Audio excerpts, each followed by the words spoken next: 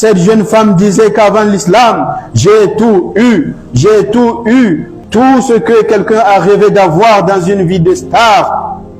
J'ai cru à ce rêve, mais c'était un leurre. J'étais tellement obnubilé par ma petite personne que j'en oubliais les autres. En effet, mes chers frères et sœurs, cette vie n'est qu'un leurre à qui veut le voir. Allah dit, sachez que la vie présente n'est que jeu, amusement, vaine parure, une concurrence orgueilleuse entre vous et une rivalité dans l'acquisition des richesses et des enfants. Elle est comme une pluie qui fait pousser une végétation, émerveillant les cultivateurs, puis elle se fane, puis tu la vois jaunie, puis elle devient poussière,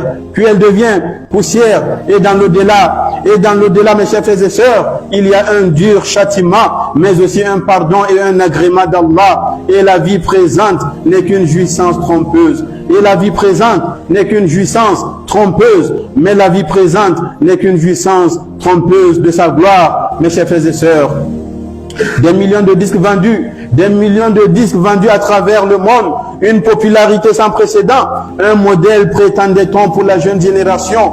Diam était donc si aveugle pour ne pas voir tout ce bonheur autour d'elle. Que demander de plus qu'un public qui vous adore, vous idolâtre, vous sacralise? Ce bonheur déguisé n'était en réalité pour elle qu'une prison dorée, étouffant, emmurant, déshumanisant, agitant. Le style de vie que menait cette sœur se résumait ainsi. Notre sœur Mélanie n'a jamais trouvé le repos dans sa vie passée.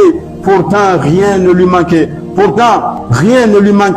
En fait, si, il lui manquait la foi et le retour à Allah qu'elle goûte aujourd'hui par la faveur de son Seigneur, subhanahu wa ta'ala. Ensuite, mes chers frères et sœurs, cette sœur dit,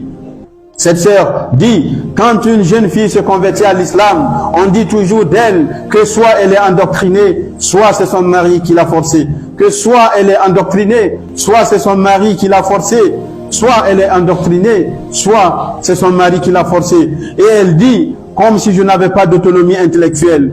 Et elle dira dans son livre que je n'ai pas l'habitude qu'on me dicte ce que je dois faire. Elle a dit vrai, mes chers frères et sœurs.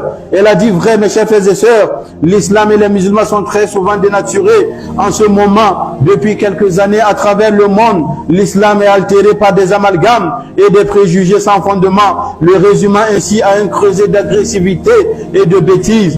Certains médias, à travers le monde, se complaisent à véhiculer une image négative de cette spiritualité, de cette belle religion, tout ceci amplifié par le mauvais comportement de certains musulmans. Le peu, voire l'absence d'informations cohérentes sur l'islam, favorise ainsi la peur et engendre des tensions de toute nature. Comme un mensonge répété suffisamment longtemps, devient une vérité, on finit donc par croire, malheureusement, que le musulman n'est qu'un primitif hystérique qui incendie, qui linge, qui saccage, qui insulte et qui tue, etc. La musulmane, quant à elle, n'est en fait qu'un authentique spectre ambulant qui ne respire pas la joie de vivre. Elle ne goûte pas au bonheur, elle n'est pas heureuse, elle ne goûte pas et ne respire pas la joie de vivre. Victime d'une propagande et d'une influence intégriste,